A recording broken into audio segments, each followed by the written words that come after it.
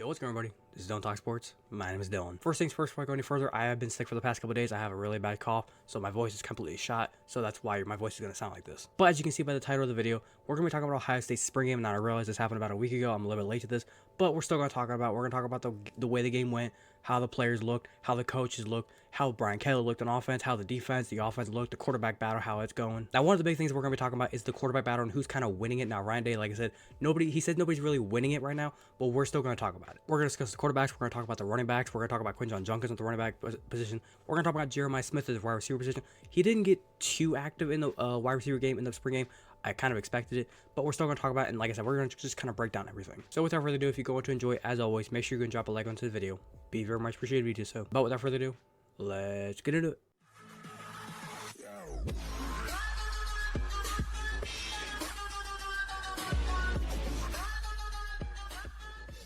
Now, first things first, I watched the spring game from start to finish. It was a great game. I loved it entirely. I'm going to talk about it as well, just like my POV of kind of how I thought about it.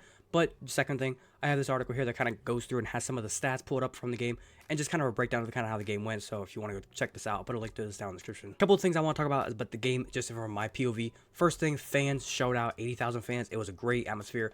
Perfect weather, perfect fan base. Everybody was there. Everybody was supporting the team. It looked packed in there. It was kind of exciting it being on Fox Sports. Joe Klatt and a lot of the guys. Urban Meyer, he was on the call. That was kind of cool. One of the things I kind of thought was kind of surprising that people didn't know about this.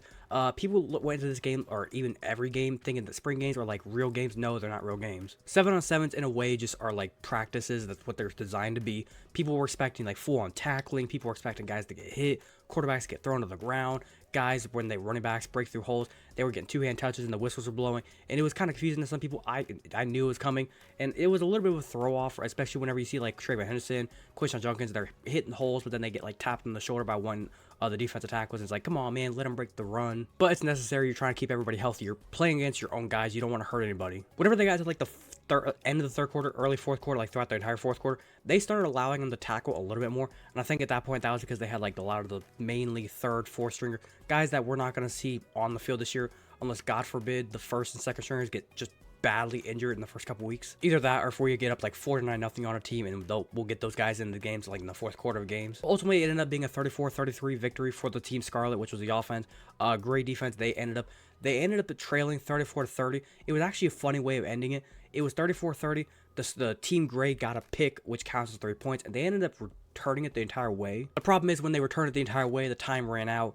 When the time runs out, it's pretty much just game over at that point. So they got the 3 points for the interception, but if they would have ran it the whole way back before time ran out, they would have gotten a full like 6 points. They would have ended up winning the game. But because time ran out before they got the interception to run the whole way back, it ended up just being finished right there, 34-33. It was an exciting finish, I will say that. Now, some of the takeaways to take away from this game. First up, quarterback roulette, and I will agree with this. This is one that we're going to need to kind of break down and kind of look into some of the stats here, some of the quarterbacks. Will Howard, he looked okay, 9 of 13, 77 yards. It was mainly like short, like outside throws is all they were kind of giving him. So Will Howard, he looked okay. Devin Brown, he looked okay, 5 of 7, 66 yards. He did have a touchdown. It was a little like loft throw over the middle to touchdown. Lincoln Kielholtz, I'm kind of understanding that he's not going to be starting this year. I think he needs to understand it as well. I realize it's one game, it happens. But when you look at the way he played last year in the Cotton Bowl and you look at the way he played now, it's people have said, even in the practices, he's not looking as good as Devin Brown. And the fact that you're not looking as good as Devin Brown, that's a problem. And then Julian Sain was a little bit surprising to me because I saw people talking about this in like practices before the spring game happened, that, oh my God, this guy's so good. He's looking like the best quarterback in the practices. Behind the scenes, everybody was saying, oh my God, this guy's so good. He might be able to beat out Will Howard. He might be at the start of the season. He might be like the new protege underneath Ryan Day. I watched the game and I don't know about that. The way I would talk about every single quarterback is Lincoln Kielholtz, backup. That's what he's going to be. Julian Sain, he needs another year. Devin Brown, he looks like he could start right now, but I think he'll probably just be the backup behind Will Howard. Will Howard, I think he's got like the upper hand of being the starter right now. Next up, and this was a big one, the defense looked dominant, especially there in the first half. The offense had trouble moving the ball. They had not a hard time moving the ball like down the field, past the 50, past the 40, but then when they got to there, that was the big thing Ohio State was big on last year. It was like a bend but don't break defense. They let you move the ball, but when we got close to that 30, 40-yard line, kind of toward field goal range, they shut you down. And I guess it kind of helps whenever you bring back almost everybody from last year's defense. The only guys they lost, I think, was like Steel Chambers, and I think one other guy, I forget the name, and like Tommy Eichenberg. Those are the only guys they lost. And then I believe Michael Hall was the other name. But like when you bring back JTT, Jack Sawyer, Denzel Burke, Tyleik Williams, Ty Hamilton, Lathan Ransom. These guys are ready to go. And the big thing that Ryan Day said was, quote, when you look at our defense, when you look at the back end, when you look at the front, you look at those linebackers, I mean, it's a good looking group. And you saw that all spring. They're flying around, they're getting it, and they all want to play more and show off in this game, quote. Now, the big thing for the season that we do need to point out is last year, we had Steel Chambers, like I said, Steel Chambers, Tommy Eichenberg, and some of these other guys, they are now gone. They're in the NFL. So who's going to replace them? We got some guys right here, Cody Simon, CJ Hicks, Sonny Styles. Are they going to be able to step up into being big-time linebackers? People whined and cried all last year. Now, I'm not saying they cried in a bad way, but I'm saying Ohio State fans cried all last year saying, get CJ Hicks in the game, get Sonny Styles in the game.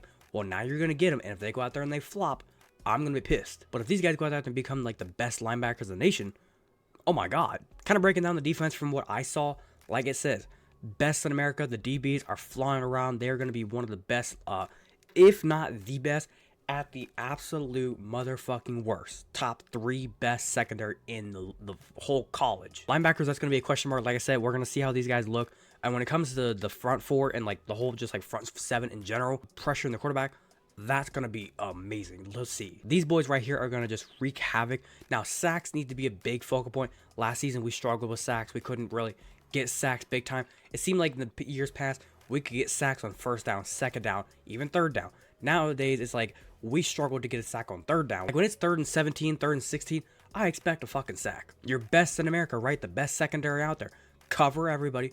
Put 5, 6 guys back there and rush everyone else. Now, when it comes to receivers, like it says, impact freshman Jeremiah Smith, the man balled out in a big way because he showed his skills. That's the big thing. He didn't do anything like super crazy. Like he didn't go out there and put up like 10 catches, 100 something yards, and a touchdown in the game. The best way I could put it is like he made himself be remembered. And whenever we get into the regular season, you're gonna pretty much be surprised if you ever see this man single coverage, unless it's like the best corner in the entire NCAA.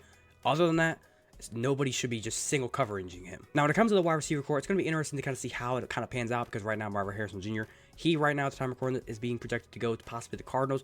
We'll see how that goes. Julian Fleming, he transferred to Penn State. So right now we got Emeka Buka. He's going to be the number 1 wide receiver. He looks like he can take over that role. Carnell Tate, he's going to be the number 2. He looks like he can be a really good receiver. And then Jeremiah Smith, obviously going to be number 3. The back end of the wide receiver room, that's where I'm a little bit concerned, but we'll see how that goes. And then obviously the running back room, I think we're good there. Trevor Henderson, Quinton Juggins, they're going to be easily one of the best running back rooms in the nation. Now, one of the last things that they did not talk about in here was the offensive line. The offensive line, I'm nervous. The offensive line does not look good. They are still struggling to block.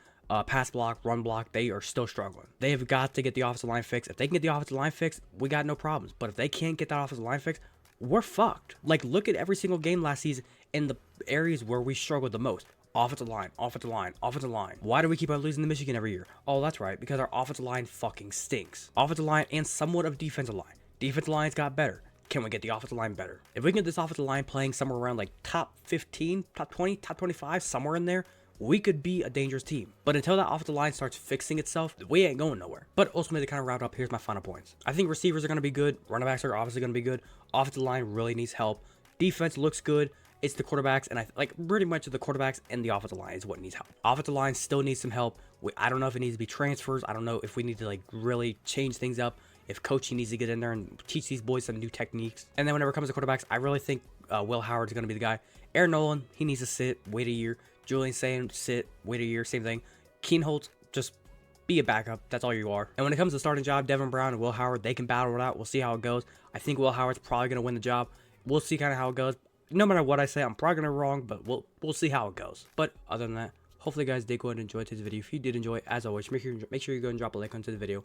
Be very much appreciated if you do so. If you wanted to watch the entirety of today's video, thank you very much. And like I said, if you have a different opinion, do you think Ohio State spring game went well, not went well? Who do you think is going to be the quarterback? Who do you think is going to be the starting receiver, starting running back? Who do you think is going to be starting position on every single position? If you want to leave it down in the comment section down below, leave your complete opinion down there. I'll be more than welcome to talk about it with you guys. If you're a fan of the content that I did post here and you want to go and hit that big red subscribe button, feel free to do so. And don't forget to hit that little notification bell to be notified second I post. But without further ado, this has been Dylan Talk Sports.